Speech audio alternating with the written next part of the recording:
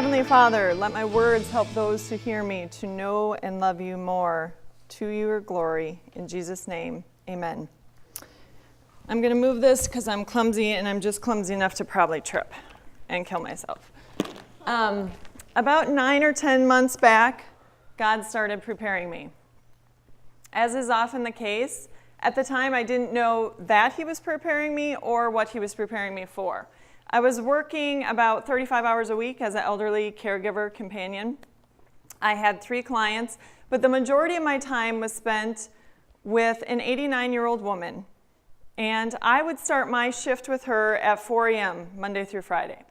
She usually didn't get up until between 5 or 6, so I'd have an hour, maybe 2, to write or read before she got up.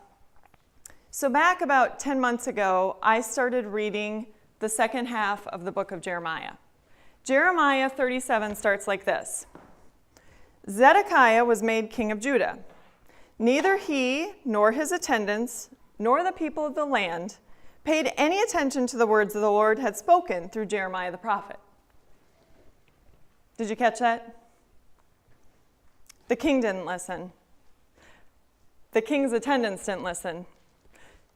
No one listened to Jeremiah.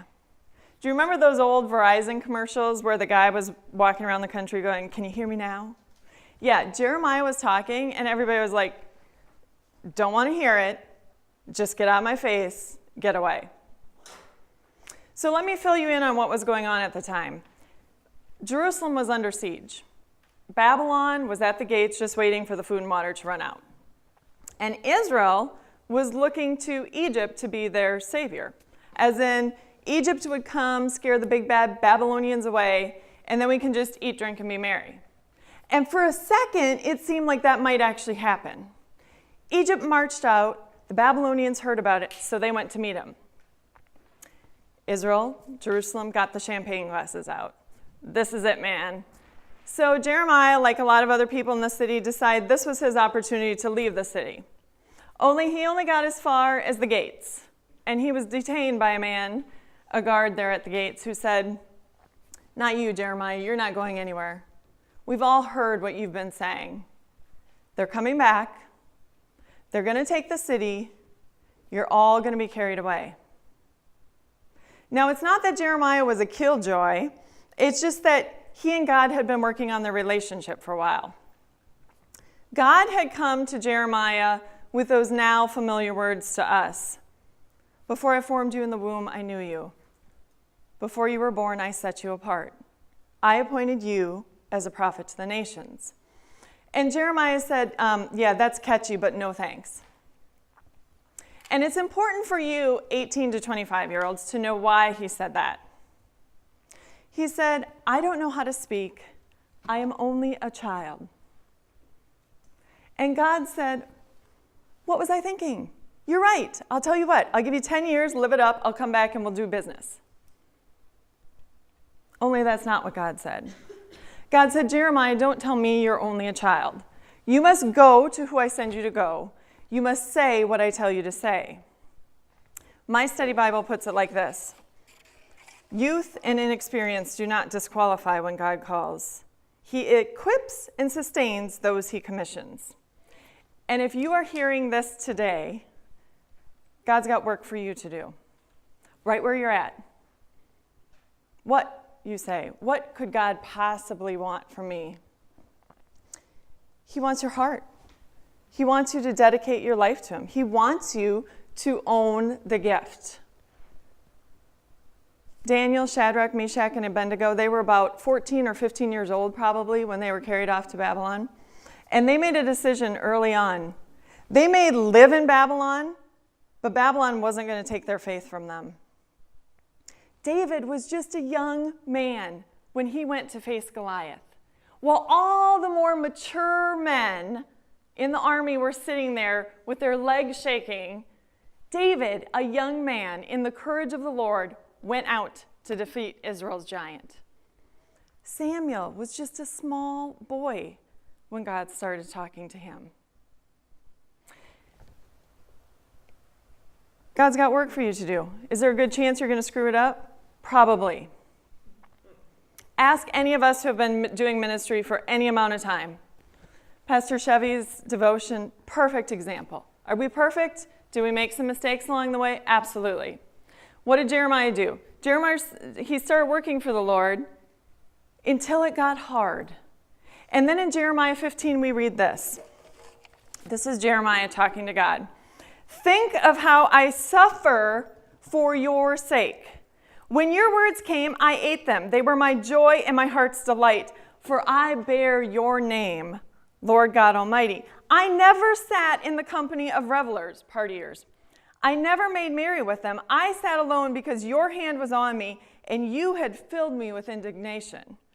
Why is my pain unending? You are to me like a deceptive brook, like a spring that fails. Those are fighting words, Jeremiah. Jeremiah said, look, God, you told me to do this. I did it, and now I'm alone, and this sucks. And there's a good chance if you decide to take the stand and live the way God has asked us and called us to live with integrity, that you're going to be alone too. That was Jeremiah writing it, but it could have been Noah hundreds of years earlier as he made the ark and everybody around him partied. Life lesson number 1. It's better to stand alone than to stand for the wrong things. Do you know why Zedekiah, the king at the time of Jeremiah, do you know why he wouldn't listen to Jeremiah? The People's Bible says this. Though Zedekiah consulted with Jeremiah often, he never really acted on what Jeremiah told him. In his heart, he could never bring himself to believe what the Lord said. He followed the recommendations of his top advisors. Fear kept him from acting contrary to their wishes. It was the fear of standing alone. It was the fear of being in the same predicament that Jeremiah was in. He would rather stand for worldly popularity than to do what the Lord was telling him to do. I was 16 years old when my German class went to Germany. And one night, our bus drove into a village, and we got to our hostel for the night, and we found out there was going to be a festival in the city, little village. And so everybody got super excited. Do you know why? Because as students, we were 16, we were of legal age to drink, right? So after the evening meal, everyone, all the chaperones, all the kids, everybody hit the festival. Everyone except for me. I sat in the hostel by myself, reading my Bible, praying, filling out my journal, writing some postcards until all my friends came home drunk. And you know, that wasn't that big of a deal to me. I didn't feel special for doing it. I just didn't want to partake in that. And it didn't seem that hard to do. Fast forward 4 years to when the guy that I had fallen in love with broke up with me for taking the I'm not going to have sex before marriage stance. A couple weeks later, he slept with one of our coworkers. That was not so easy to take. I hurt in ways that I had never hurt before. And I didn't use the same words as Jeremiah, but I can assure you in my prayers, I was telling God, look, I took the stand and it hurts, and I'm not sure it's worth it. Jesus said, if you belong to the world, it would love you as its own. As it is, you do not belong to the world, but I have chosen you out of the world. That is why the world hates you. Remember what I told you. A servant is not greater than his master. If they persecuted me, they will persecute you also. Who else uses that as a recruitment slogan? Join and be hated. Join and you can be misunderstood. Join and guaranteed you will stand alone. And while that is the truth, it's only truth from one perspective. From our worldly, horizontal perspective. See, while we're going through situations, this is all we can see. We see what's in front of us, what's around us. But as we get through it and get a little bit of time passes, whether it's days or weeks or years, we can usually start seeing things from the vertical perspective, what God has seen all along. And while the horizontal perspective so often seems tragic and lonely, the vertical perspective shows us that God was busy putting all the pieces into place. You want an example, look at Joseph in the Old Testament. His life seemed terribly tragic. His mom died in childbirth. His stepbrothers hated him so much that they, did some human trafficking. Got him over to Egypt. He landed a job as a slave. He was sold into slavery. He was made Potiphar's right-hand man until Potiphar's wife took notice of him. And then we're told day after day she started coming on to him. It wasn't a one-time thing. It was day after day. Like that little fly or that little wasp that just keeps, going around your head and you can never get away from it. Until she finally framed him and he landed in jail. He gets to jail, he interprets some dreams, and he says to the cupbearer the last words, "Don't forget me." And the cupbearer's like, "Dude, I would never forget you." And then he goes and for 3 years forgets him. So the horizontal perspective while Joseph was going through it must have been terribly tragic. Like the guy can't catch a break. But look at what he tells his brothers. What you intended for harm, God intended for good. And we can see that all along, God was moving him.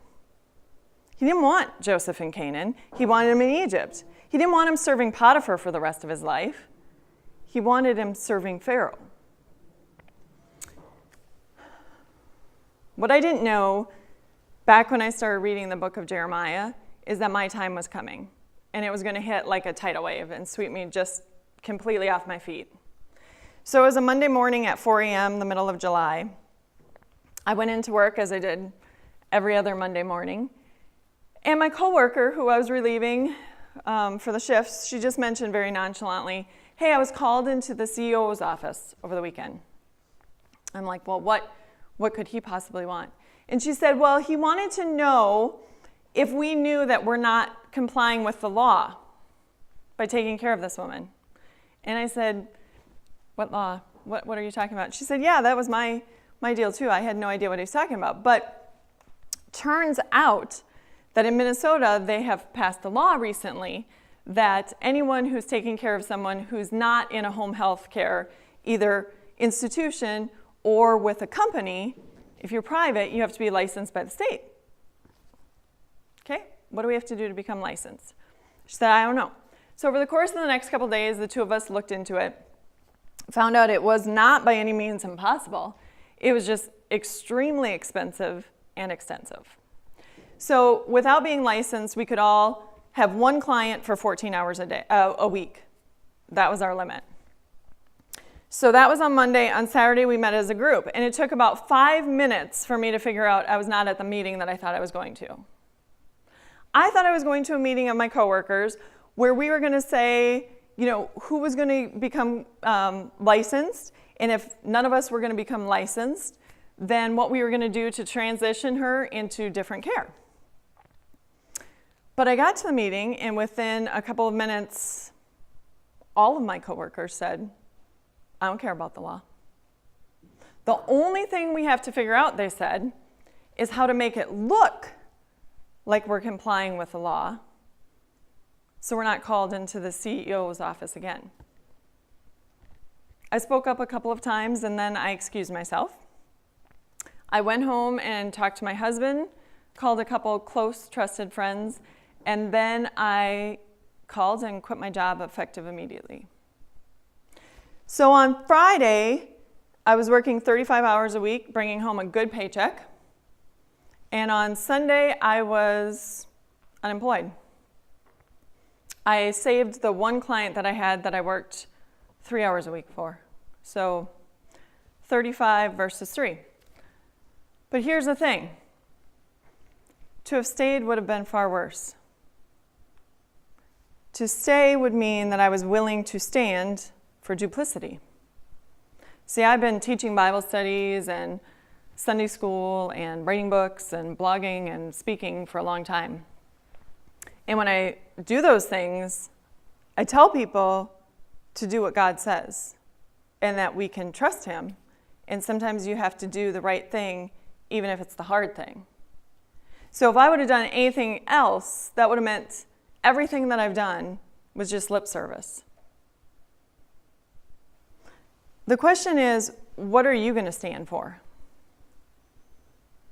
Because if you decide to stand with God and to walk with God and to do things his way, it's not a question of if, it's a question of when will you have to stand alone. Are you going to move in with your girlfriend or boyfriend? Are you going to go out drinking again, even though you know the last time you did some things you're not proud of? Are you going to dress and act, ladies, in such a way that every guy in the room is sure to notice you? Are you going to sing those songs about freedom in the bottle and relationships we know we shouldn't have at the top of your lungs? Are you going to encourage your friends to do those things? Or are you going to stay the course? Keep plodding along, even when it's the hard thing to do.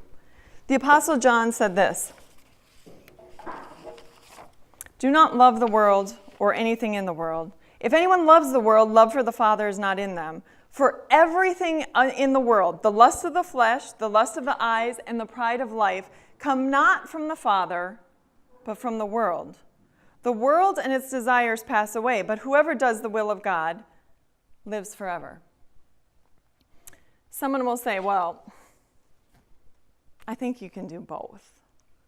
I mean, yeah, I do go out and drink sometimes, and maybe I know when I do it, I do some things I shouldn't do.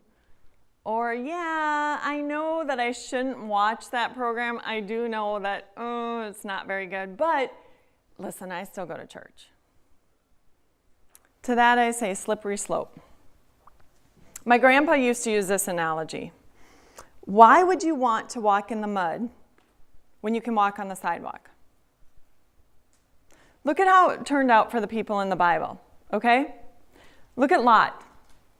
Sees Sodom, it's a beautiful place. So he goes, I want to live there. Now, very likely he could have lived there, moved there, not knowing what it was like. We can give him the benefit of the doubt. But he could have moved out of Sodom once he found out what it was like. But he didn't. Did it change him at all? Do we see any change in him? Well, we don't have a lot about him beforehand, except for that he was hanging out with Abraham. But when the angels go down to destroy Sodom, they go to the town square, and Lot says, no, you can't stay here. Come to my house. Good job, Lot. The people of Sodom surround his house, say, let us have those guys. We want to have sex with him. Lot says, no, you can't do a wicked thing. Still doing well. But then he says, I'll tell you what, plan B. I've got these 2 virgin daughters in here that have never been with a man, and I'll send them out. You can do what you want with them. How warped do you have to be when that's your plan? It's not just that. The next day, when the angels are like, come on, go, Lot and his wife kind of keep hanging on, having a hard time leaving till when the angels have to drag them out. And then Lot's wife still looks back in longing. And then Lot and his daughters go off, and they're living, and Lot's daughters decide they want a child. So instead of praying and saying, God, I know I'm in this little small village and there aren't many people here, but show me where I can go back to my people and find a spouse or something, they seduce their dad. They get him drunk and get pregnant.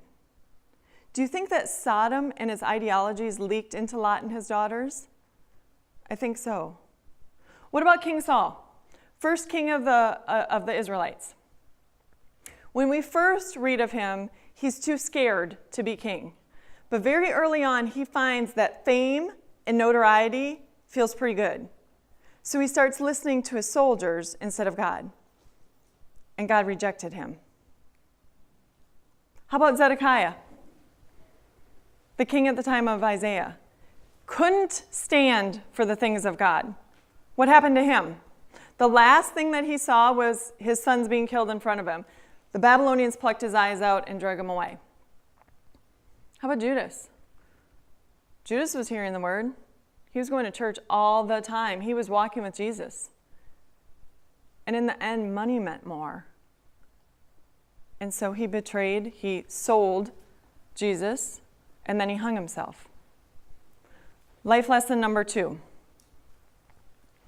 It is far better to stand alone than to stand with the wrong people. You know what Jeremiah said to Zedekiah the last time that they met? The last time they met, this is what he said. Obey the Lord by doing what I tell you, then it will go well with you and your life will be spared. But if you refuse, this is what the Lord has revealed to me. The women left in the palace, this is what they will say to you. They misled you and overcame you. Those trusted friends of yours, they've deserted you. Years ago, there was a young woman in my Bible study. She came to my monthly Bible study. She had gotten her college degree, come to my town, and gotten a job, started her career there. She was just this fantastic young woman. Super godly. She was pretty. She was just well-mannered. And year after year after year, she came to my Bible study. Single. And I kept thinking, what is wrong with all the guys around here? I mean, this would be a great catch. This is who I want my son to marry. Someone like this, just like this. What's going on? You know what was going on? She was saying no. It wasn't that people weren't asking her out. She just wasn't interested if they weren't godly. She would rather stand alone for a time than date the wrong person. About 4.5 years ago now, I went to her wedding where she married this incredibly godly man. It was so much better for her to stand alone and wait for the right guy. What's the temptation? The temptation is to not want to be alone. So we would rather date somebody in our space, somebody that we're working with or in classes with or whatever, and then try to manipulate them into being who we want them to be. So yeah, I will date this guy. Is he Christian? No. Doesn't go to church. Okay? But you know, I think he'll get there. Are you really willing to bet on that? You might win that bet, might not. The second temptation is to stand alone and to have Jeremiah's attitude.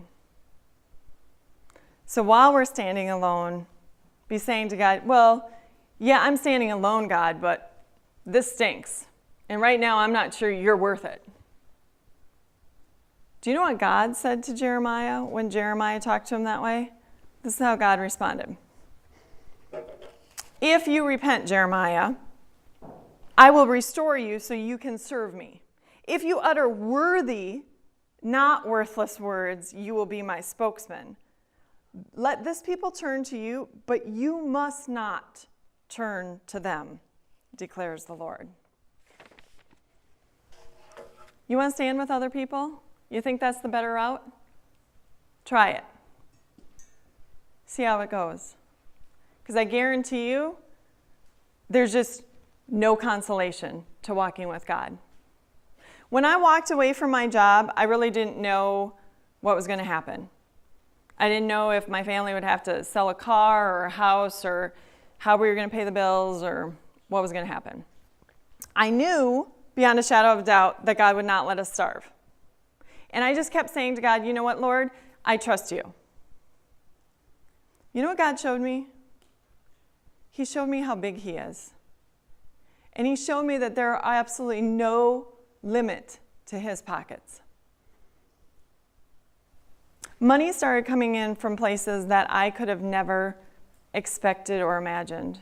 And not just small quantities, sometimes large quantities. Things that I had been doing for years for free, people suddenly paid me for. And if that wasn't enough, because trust me, for me, that was enough. Like, to just get the bills paid was enough to me. God threw in a trip to Florida for my family for free. No joke. Because he was still showing me how big he was.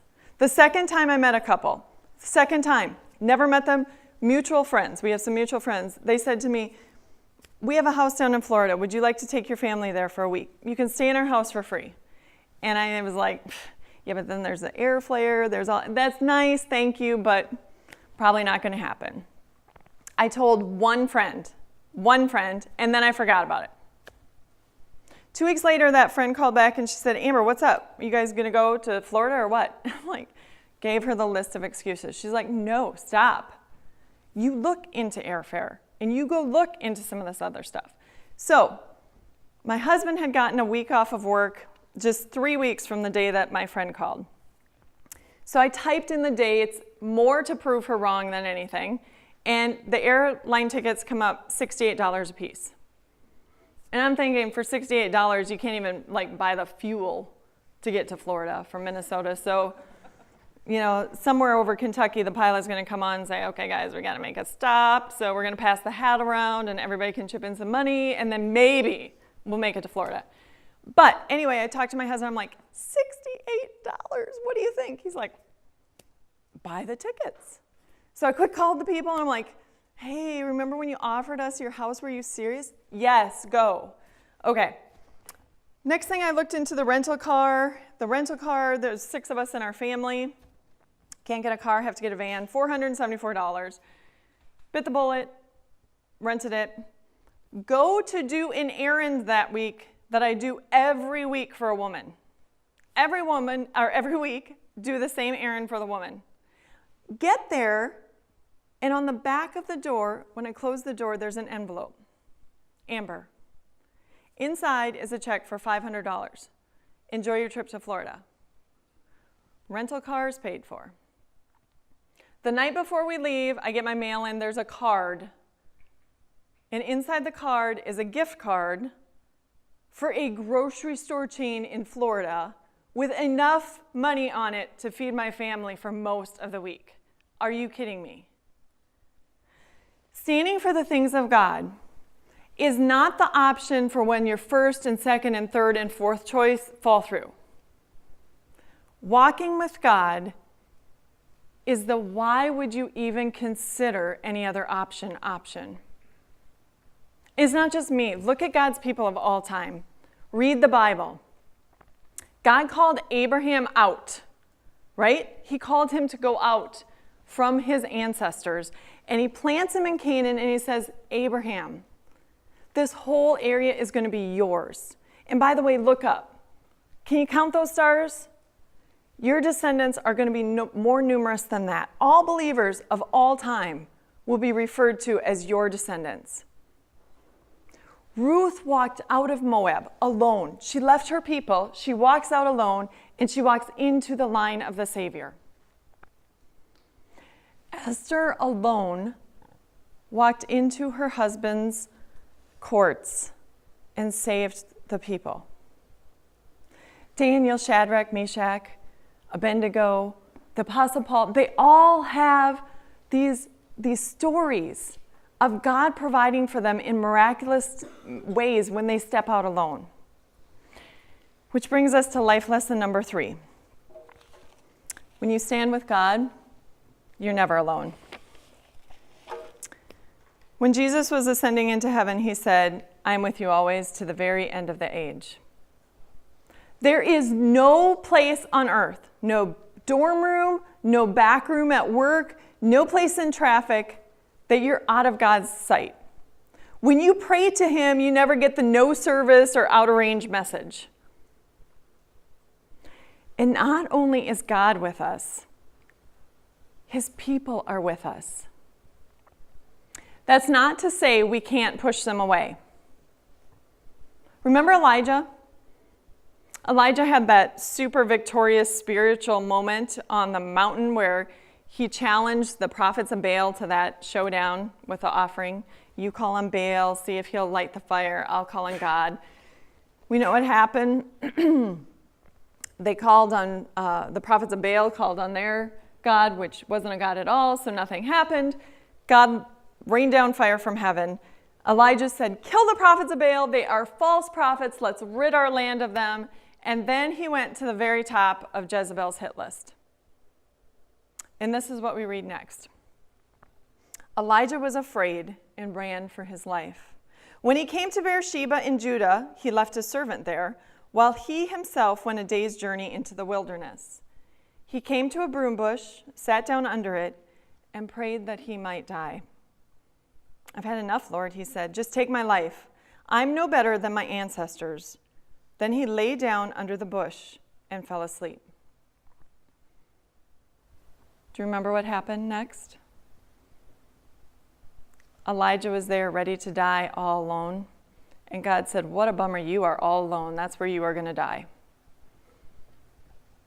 God sent an angel. He woke Elijah up once and said, Elijah, get up and eat.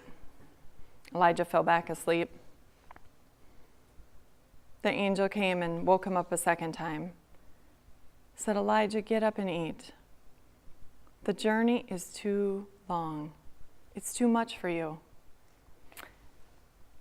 God doesn't leave us alone. He's going to provide for us in 3 ways. Provide strength for us in 3 ways.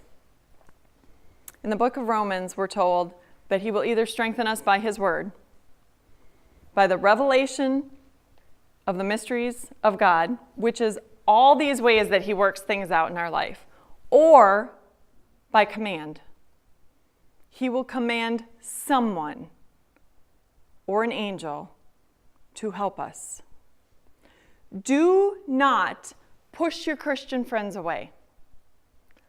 Find reasons to get together with them. They're the ones who are going to hold you up and encourage you and point you to God and to his promises. They're the ones who are going to rebuke you if you're going the wrong way. David had Jonathan. Ruth had Naomi. Daniel, Shadrach, Meshach, and Abednego, they had each other. Esther had Mordecai. Jesus had Peter, James, and John. The Apostle Paul had Barnabas. He had Silas, Timothy. We're not meant to do life alone. When I quit my job, as God would have it, the very next week I had to report for duty as a counselor at Lutheran Girl Pioneer Camp for the 3rd year in a row. All throughout the week, my counselor friends were coming up to me just to catch up with life. Hey, what's going on? What are you doing these days? And I'd be like, yeah, I just quit my job. No idea. And all throughout the week, they were coming up to me and saying, so Amber, I've been thinking about it. You know, man, God really worked in my life back then. This is what happened. Or they'd come up to me and say, this is going to be the best decision you ever made. You're going to have more time to spend with your family. I just know that God is going to help you. Or they would come up to me and they would put a sheet of paper down with some Bible passages on it. Amber, just wanted to encourage you. I came back from that week unafraid and undaunted, ready to face whatever, because I knew God was with me. Now let me tell you what happened to Jeremiah at the closing of the book of Jeremiah. So we already know that he went to leave the city and he was detained. He was put in a dungeon for a long time. That's what we're told, a long time. Finally, King Zedekiah called for him. Jeremiah told him what the Lord had said, and then he begged him not to make him go back there. He said, I will die there. So Zedekiah said, fine, why don't you go in the courtyard and be under guard. So he was under guard in the courtyard. And people kept coming up to him, because he was out in the open. And they'd say, what's going to happen? And he'd say, well, the Babylonians are coming. You should surrender peacefully, because then it will go well with you. Well, someone from the palace got sick of hearing that because he thought it was bad for morale. So we got some guys together and threw Jeremiah into a cistern where he sunk into the mud. But someone else from the palace came and got him out, put him back in the courtyard. And then this is what we read when the Babylonians come. Now Nebuchadnezzar, king of Babylon, had given these orders about Jeremiah through the commander of the imperial guard. Take him and look after him. Don't harm him, but do for him whatever he asks." So the commander of the guard, a chief officer, a high official, and all the other officers of the king of Babylon sent and had Jeremiah taken to the courtyard out of the courtyard of the guard.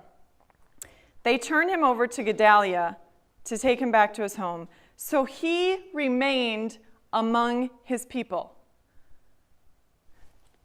I think I read this 3 or 4 times. And then I came back a day or two later and read it 3 or 4 times again. Because I went, this guy who was put in the dungeon, put in a cistern, kept under guard, who everyone hated. When Nebuchadnezzar's people come, they're like, "Where's Jeremiah? We got to take care of him." How did they even know his name? You know how? Daniel. People's Bible says it's just a guess, of course. But you know, Nebuchadnezzar was pretty interested in what all the gods in all the lands that he took thought. And there's a good chance that Daniel spoke up and said, "You know what, there's a godly man there. When you get there, can you take care of him?" But this is the thing. It doesn't matter if it was Daniel or something else or someone else. Nebuchadnezzar knew Jeremiah's name because God knew Jeremiah's name. When you stand and you walk with God, he sees you, he knows you, he will work things out one way or the other. I don't want to tell you wrong, because there are times in the Bible that we see that there isn't a dramatic rescue. John the Head was baptized. John the Baptist was beheaded for standing for the things of God. Eventually, the Apostle Paul was too. Look at Stephen. There wasn't a dramatic rescue for him. But even if you die standing for the things of God, you're still better off. You may have lost your life, but not your reward.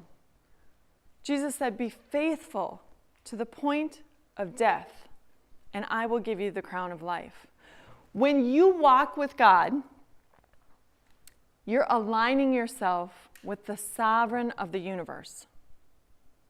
There's no better place to be. Life lesson number 1.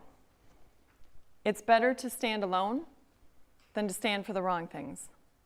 Life lesson number 2. It's better to stand alone than to stand with the wrong people. Life lesson number 3. When you walk with God, you are never alone.